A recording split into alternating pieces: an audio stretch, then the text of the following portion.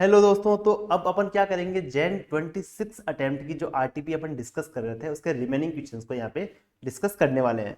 तो सबसे पहले अपन क्वेश्चन नंबर 7 से स्टार्ट करते हैं। क्वेश्चन नंबर 7 क्या बोलता है। मिस आसिमा, जिनका एज 45 ईयर्स है, जो अचार मैनेजर है एक कंपनी में लास्ट 15 सालों से वो अचार मैनेजर है सिप्रा लिमिटेड में। She give the following information for financial year 24-25 की इन्होंने आपको ये इन्फॉर्मेशन दे रखा है कि उनका बेसिक सैलरी क्या है, 70,000 पर मंथ उनका बेसिक सैलरी है। उनको डीए भी मिलता है 24,000 रुपये पर मंथ का, जिसमें से 30% आपका रिटायरमेंट बेनिफिट के लिए यूज होने वाला है। और अब उनको बोनस भी मिलता है 21,000 का पर मंथ का, उनको बोनस भी मिलता है।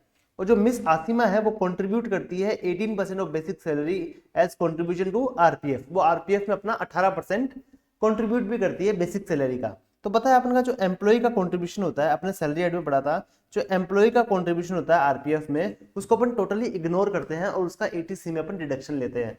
तो अपना यहाँ पे क्या आएगा ना, अपना कंट्रीब्यूशन का अमाउंट कितना आएगा। तो इन्होंने सिर्फ बेसिक सैलरी का 18% कंट्रीब्यूट किया है। तो अपना बेसिक सैलरी है यहाँ पे 70,000 मल्टीप्लाई बाई 12, तो 8,40,000 अपना बेसिक सैलरी है।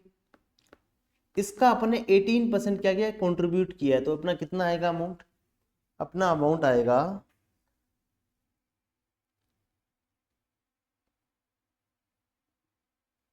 1,51,200।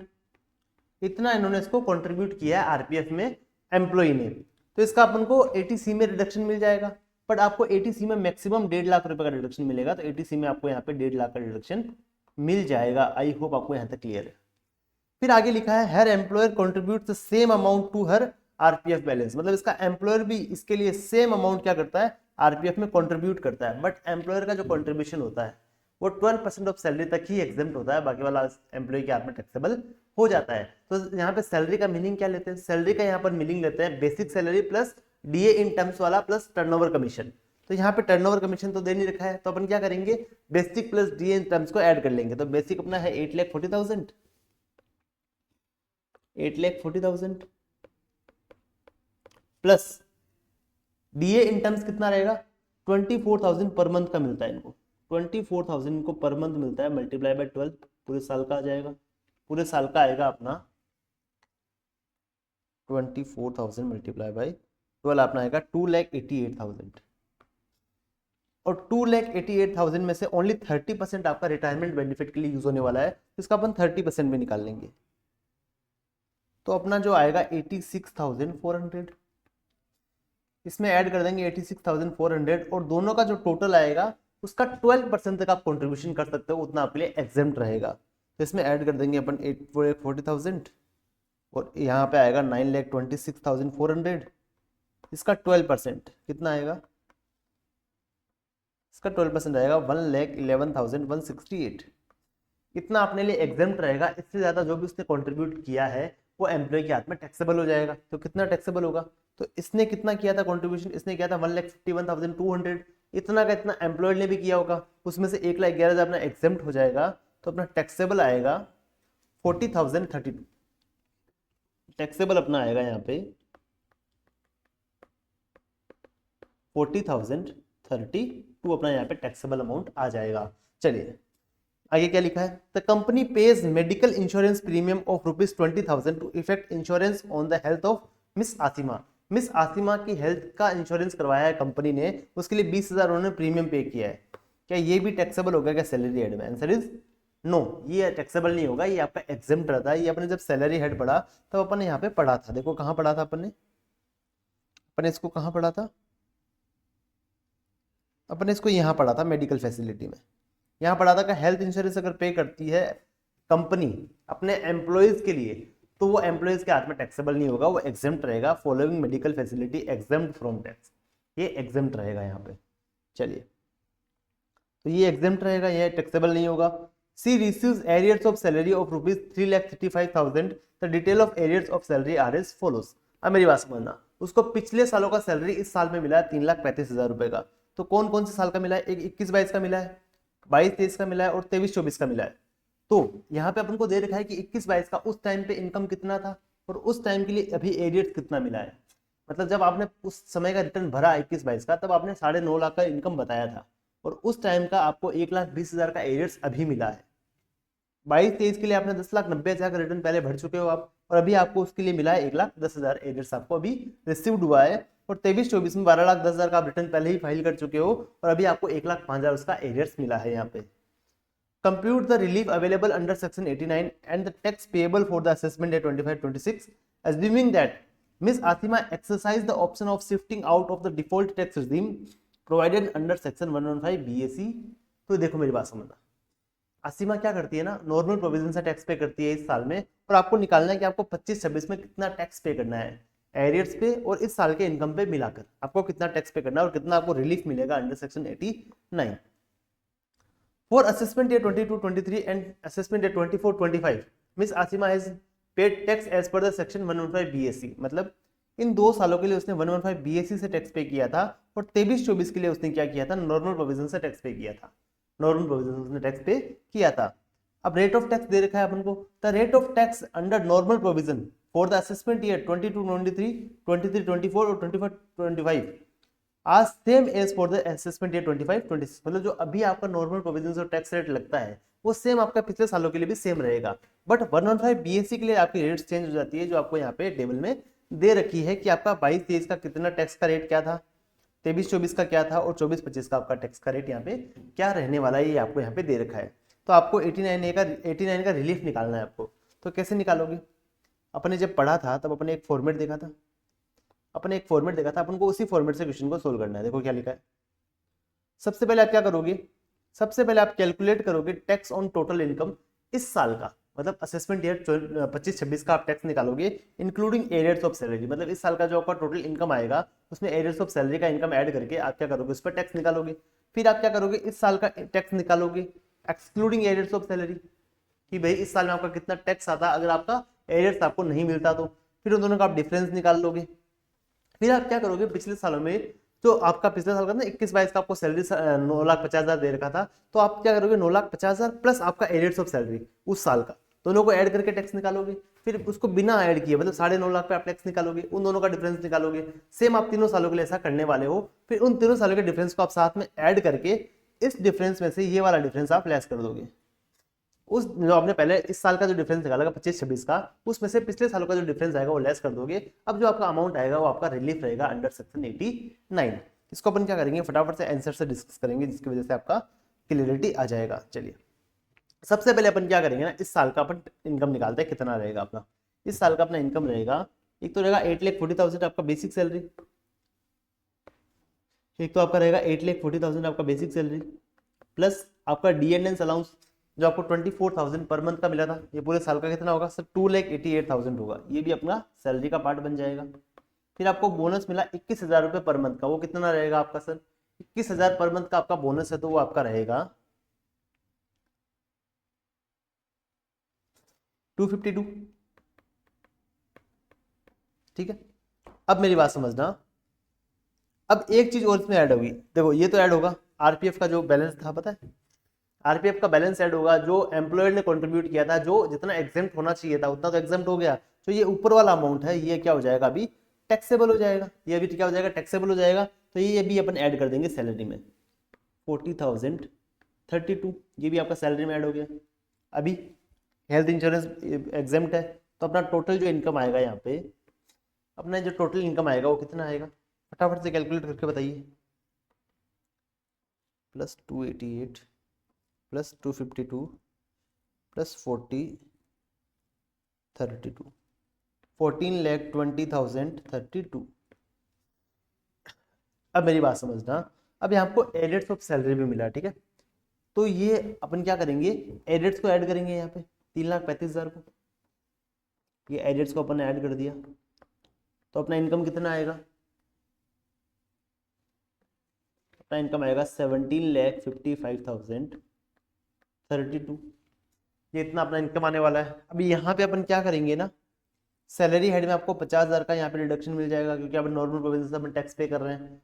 तो अपना यहाँ पे इनकम आ जाएगा 17,05,032। और अपन नॉर्मल प्रोविजन से अगर अपन टैक्स पे कर रहे हैं तो अपन को 80C का डिडक्शन भी मिल जाएगा, 1.5 लाख का आरपीएफ वाला, तो वो भी अपन यहाँ लेस कर देंगे। तो अपना इनकम आएगा यहाँ पे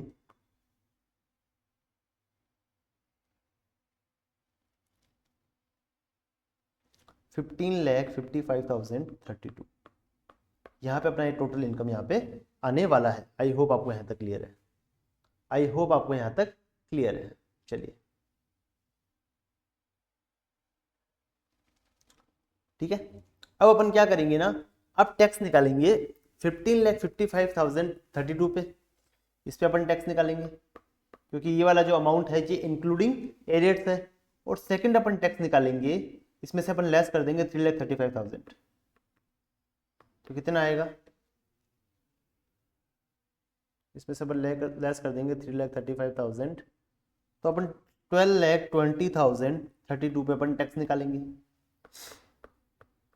और इस पे जो टैक्स आएगा एग्जाम्पल ए आएगा, इस पे जो टैक्स आएगा एग्जाम्पल बी आएगा, तो ए माइनस अपन बी कर देंगे तो अपना डिफरेंस आ जाएगा। यहाँ पे अगर अपन नॉर्मल प्रोविजन से टैक्स निकालेंगे तो 10 लाख से ऊपर वाले इनकम पे 30%, 5 से लेकर 10 के बीच में 20%, और 2.5 से लेकर 5 के बीच में 5%, और 2.5 लाख तक आपका एग्जेम्प्ट रहने वाला है। तो यहाँ पे आप टैक्स निकाल लोगे। आंसर में चले जाते हैं अपन, आंसर में देख लेते हैं अपना कैसा टैक्स निकाला हुआ है। देख लो, ये अपना इनकम आ गया यहाँ पे, ये अपना यहाँ पे इनकम आ चुका है जो अपन ने अभी कैलकुलेट किया था। फिर इस पे अपन को टैक्स निकालना है, इस पे अपन को टैक्स निकालना है। तो इस पे अपना टैक्स आएगा 2,90,169, और यहाँ पे आएगा 1,85,649 आपका यहाँ पे टैक्स आ जाएगा। इन दोनों का अपन डिफरेंस निकाल लेंगे, इन दोनों का डिफरेंस अपना आएगा 1,04,520। ठीक है, अब जैसा मैंने आपको बताया था पिछले सालों में अपन सेम टू सेम करने वाले हैं। इंक्लूडिंग एरियर्स अपन टैक्स निकालेंगे, एक्सक्लूडिंग एरियर्स अपन टैक्स निकालेंगे। तो यहाँ पे अपन को 22-23 का जो इनकम दे रखा था 9,50,000 रुपए, तो इसमें अपन एरियर्स ऐड कर देंगे। उस साल का अपन को एरियर मिला था 1,20,000 का, तो अपन 10,70,000 पे टैक्स निकालेंगे और 9,50,000 पे अपन टैक्स निकालेंगे as per the provision of 115 BSE, क्योंकि अपन ने इस साल के लिए नॉर्मल प्रोविजन से अपन टैक्स पे किया था, बाकी दोनों सालों के लिए अपन ने 115 BSE फॉलो किया था। तो यहाँ पे जो अपन टैक्स का रेट लगाएंगे 22-23 के लिए कौन सा वाला लगाएंगे, यहाँ टैक्स निकालेंगे अपन ये वाला स्लैब यहाँ पे फॉलो करने वाले हैं। इस स्लैब से अपन टैक्स निकालेंगे 9,50,000 पे और 10,70,000 पे अपन टैक्स निकालेंगे। उन दोनों का अपन डिफरेंस निकाल लेंगे। देखो अपन ने टैक्स निकाला भी होगा, अपन ने यहाँ पे टैक्स निकाला भी होगा, देखो देखते हैं। तो अपन ने 10,70,000 पे टैक्स निकाला है 89,000 का, उसमें 4% ऐड किया तो अपने पास आया 92,560। और अगर अपन बात करें 9,50,000 पे जो अपन टैक्स निकाला है वो आया 70,200। इन दोनों का अपन डिफरेंस निकाल लेंगे।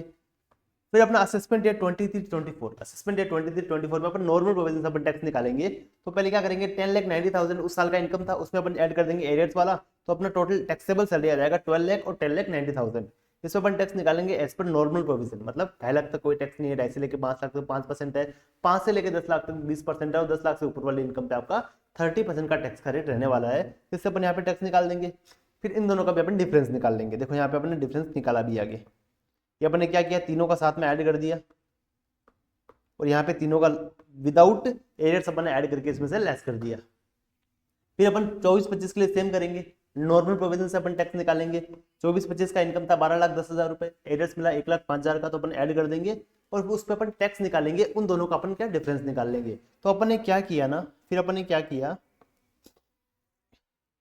जो इंक्लूडिंग एरियर्स वाला था, इंक्लूडिंग एरियर्स वाला था, जैसे कि ये वाला और ये वाला, इन दोनों को तीनों को अपन ने साथ में यहाँ पे ऐड कर लिया।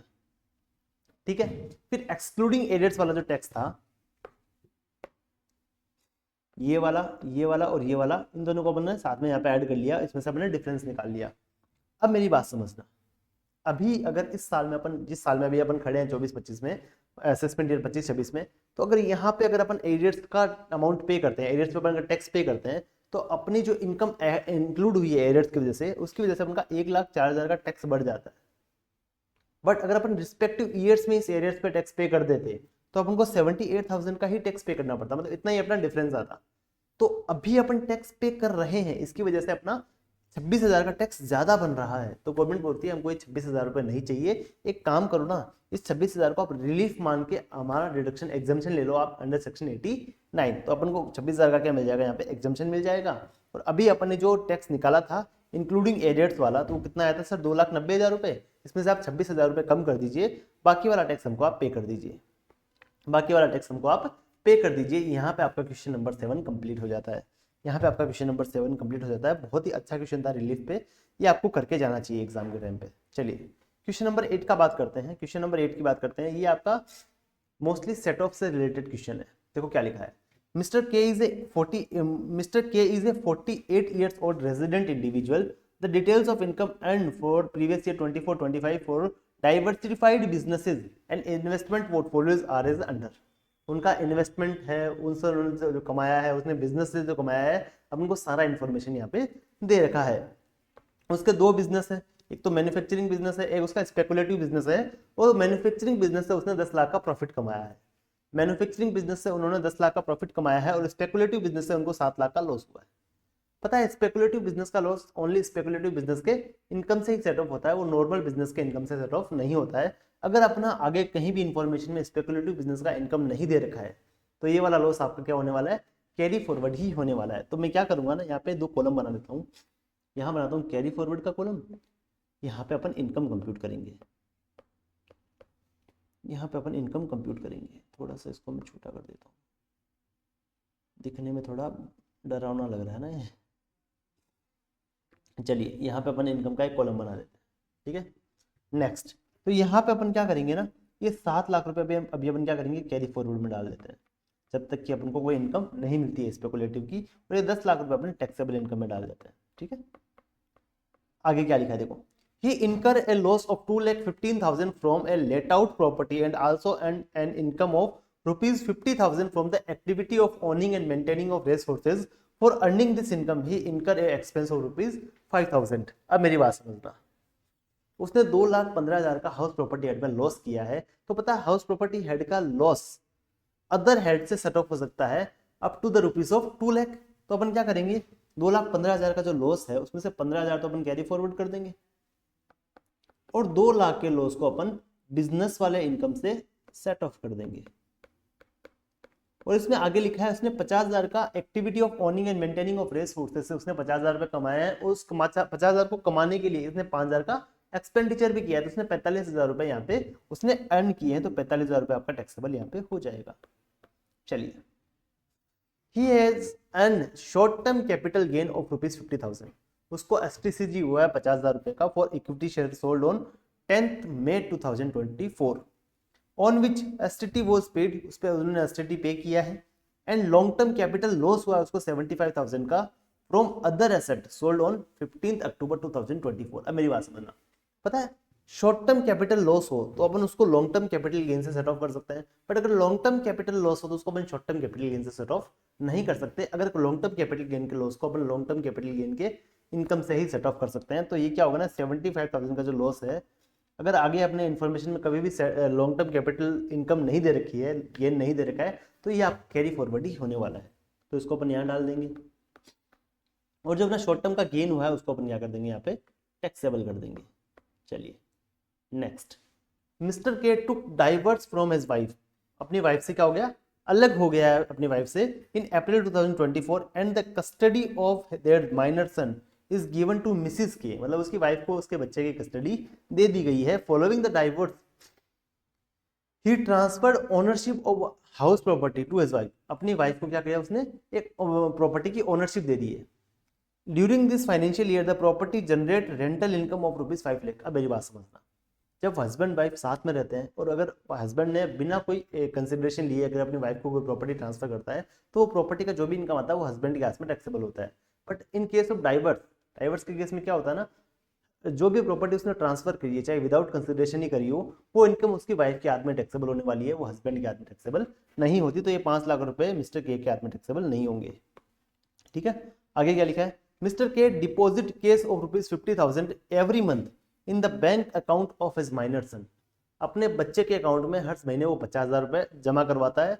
During the previous year 24-25 interest income of rupees 25,000 is generated in the bank account of his son, अपने बच्चे के अकाउंट में उसको 25,000 का ब्याज मिला है। तो क्या वो पापा के हाथ में टैक्सेबल होगा क्या? आंसर इज हाँ भाई, क्लबिंग के प्रोविजन के हिसाब से वो पापा के हाथ में टैक्सेबल होना चाहिए। बट यहाँ पे क्या हुआ ना, इन हस्बैंड वाइफ का डाइवर्स हो चुका है और जो बच्चे की कस्टडी है वो माँ के हाथ में है, तो बच्चे का जो भी इनकम होगा वो माँ के हाथ में ही क्लब होगा, वो पापा के हाथ में क्लब नहीं होगा। तो ये वाला इनकम भी मिस्टर के हाथ में क्लब नहीं होने वाला। आगे क्या लिखा है, he has also contributed a sum of rupees 2 lakh to an electoral trust, वो इलेक्टोरल ट्रस्ट में 2 लाख का कंट्रीब्यूशन करता है and incur expenditure of ₹30,000 on advertisement in a brochure of a political party. तो यहाँ पे वो एडवर्टाइजमेंट भी करवाता है बोर्चे में। तो पता है ये जो एडवर्टाइजमेंट करवाता है ये ओनली कंपनीज को इसका रिडक्शन मिलता है अंडर सेक्शन 80 GGB, ठीक है। ये इंडिविजुअल वगैरह को नहीं मिलता, तो इसको डिडक्शन नहीं मिलेगा। पर जो 2 लाख का उसने जो कंट्रीब्यूशन किया है उसको 80 GGC में उसको डिडक्शन मिल जाएगा, इसका उसको 80 GGC में डिडक्शन मिल जाएगा।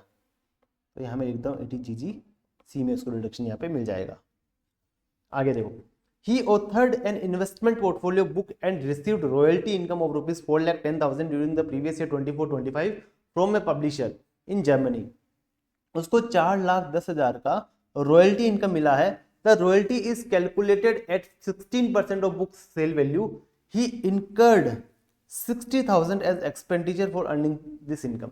उसने ये इनकम कमाने के लिए 60,000 का खर्चा कर दिया है, ठीक है। Out of the total royalty 2,90,000 was remitted to India by 31 August 2025। मतलब इस साल में ओनली 2,90,000 रुपये इंडिया में आया था and the balance remained in abroad till 30/9/2025। अभी तक भी वो क्या है, विदेश में पड़ा है बाकी वाला पैसा। तो जो इंडिया में आया है, तो पता है 80QQ में वो उसका रिडक्शन मिलता है, तो उसको उतना ही मिलता है जितना उसने इंडिया में पैसा लेके आ गया है। तो उसको यहाँ पे टैक्सेबल तो कितना होगा, इसका जो इनकम टैक्सेबल होगा वो होगा उसका 4,10,000 माइनस इसका 60,000 उसने एक्सपेंडिचर इनकर किया इनकम को कमाने के लिए, तो इसका इनकम टैक्सेबल हो जाएगा 3,50,000।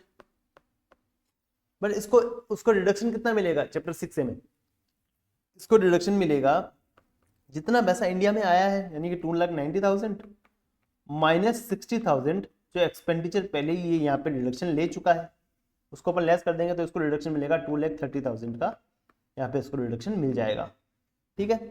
आपको कंप्यूट करना है टोटल इनकम ऑफ मिस्टर के assuming that he exercise the option of shifting out of the default tax regime. मतलब इसको रिडक्शन मिल जाएगा एक चैप्टर 6 से। अगर 115 BSc फॉलो करता तो उसको चैप्टर 6 से रिडक्शन नहीं मिलते। Assume Mr K's total income excluding the minor income is higher than that of his wife. मतलब अपने वाइफ से उसका इनकम ज्यादा है, बट उससे कोई फर्क नहीं पड़ता क्योंकि उनका डाइवर्स हो चुका है, तो बच्चे का इनकम उसकी माँ के हाथ में ही क्लब होने वाला है। तो फटाफट से अपन क्या करते हैं, आंसर से टैली कर लेते हैं। फटाफट से अपन आंसर से इसको टैली कर लेते हैं कि अपना आंसर क्या रहा है। देखो अपन ने क्या क्या किया था। सबसे पहले हाउस प्रॉपर्टी हेड का कोई इनकम ही नहीं था, तो यहाँ पे 0 आएगा। फिर बिजनेस हेड का इनकम था 10 लाख रुपए, उसमें से अपने 2 लाख का एडजस्टमेंट किया था हाउस प्रॉपर्टी हेड के लॉस को, तो यहाँ पे अपने 2 लाख का एडजस्टमेंट कर दिया और 15,000 का जो लॉस एक्स्ट्रा बचा था वो अपना कैरी फॉरवर्ड यहाँ पे होने वाला है। कैपिटल गेन में अपन को शॉर्ट टर्म गेन हुआ था 50,000 रुपए का, और लॉन्ग टर्म वाला अपना कैरी फॉरवर्ड होने ही वाला है। फिर हमको अदर सोर्सेज का इनकम हुआ था, रॉयल्टी इनकम हुआ था अपन को 4,10,000 रुपए, उनसे 60,000 रुपए अपन लेस कर दी जो एक्सपेंडिचर हुआ था, तो 3,50,000 का इनकम अपना टैक्सेबल हो जाएगा। 3,50,000 का अपना इनकम टैक्सेबल हो जाएगा। फिर उसको owning and maintaining of fresh sources से इनकम होता 50,000 का, उसके लिए उसने 5,000 का एक्सपेंडिचर किया था, वो अपन यहाँ पे लेस कर देंगे, तो अपना टोटल इनकम आएगा 12,45,000। उसमें से अपन 80 GGC में ले लेंगे रिडक्शन, पॉलिटिकल वो किया था ना इलेक्टोरल ट्रस्ट में उसने रिडक्शन, उसका मिल गया 2 लाख रुपए। फिर अपन को 80 QQB में मिल जाएगा रॉयल्टी वाला रिडक्शन, कितना मिलेगा 2,90,000 माइनस 60,000, तो 2,30,000 का अपन को यहाँ पे रिडक्शन मिल जाएगा। तो अपना टोटल इनकम जो यहाँ पे आएगा वो आएगा 8,15,000। आई होप आपको यहाँ तक क्वेश्चन क्लियर है। आई होप ये वाला क्वेश्चन आपको यहाँ पे क्लियर है। अब करते हैं क्वेश्चन नंबर 9 की बात।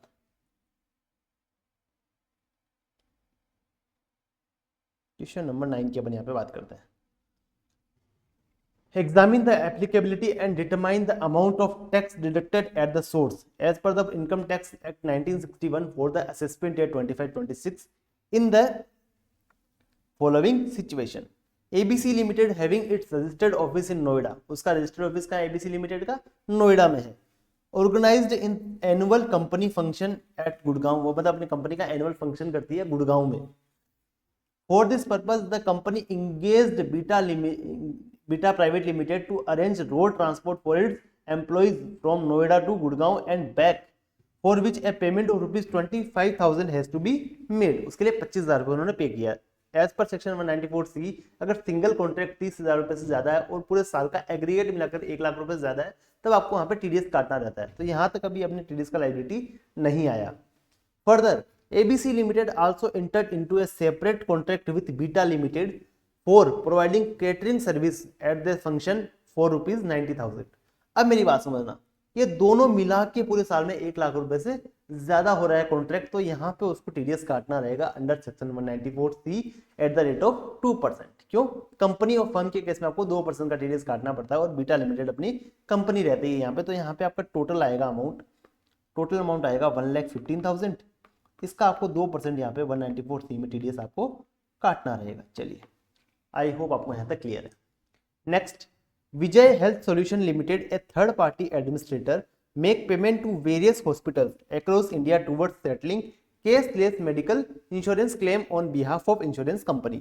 During the financial year 24-25, the total payment made by Vijay Health Solution Limited to Life Care Hospital for cashless claim is ₹12 lakh। अब मेरी बात समझना, यहाँ पे क्या हुआ ना, एक विजय हेल्थ सॉल्यूशन करके कंपनी है जिसने क्या किया ना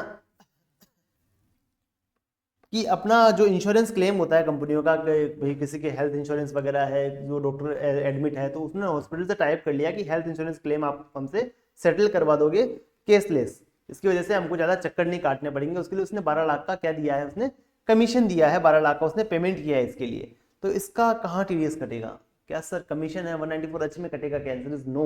क्यों? ये प्रोफेशनल फीस है आपका, ये 194J में कटेगा under at the rate of 10%।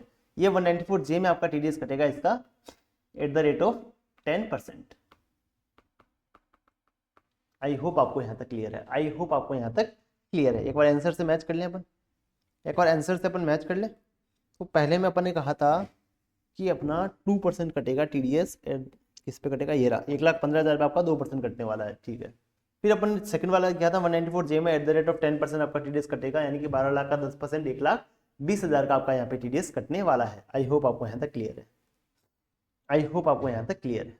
चलिए, क्वेश्चन नंबर 10 अपन एक सेपरेट वीडियो में डिस्कस करेंगे, तो इस वीडियो को अपन यहीं कंप्लीट करते हैं। और आई होप आपकी पढ़ाई अच्छी चल रही होगी, एग्जाम बहुत जल्दी पास में आ रहे हैं, तो आपको भी पढ़ना चाहिए। और अगर किसी बच्चे को डाउट वगैरह है तो अभी अपने रिवीजन वीडियो आने वाले हैं चार्ट बुक के, तो आप उनको भी रेफर कर सकते हैं। चलिए, थैंक यू।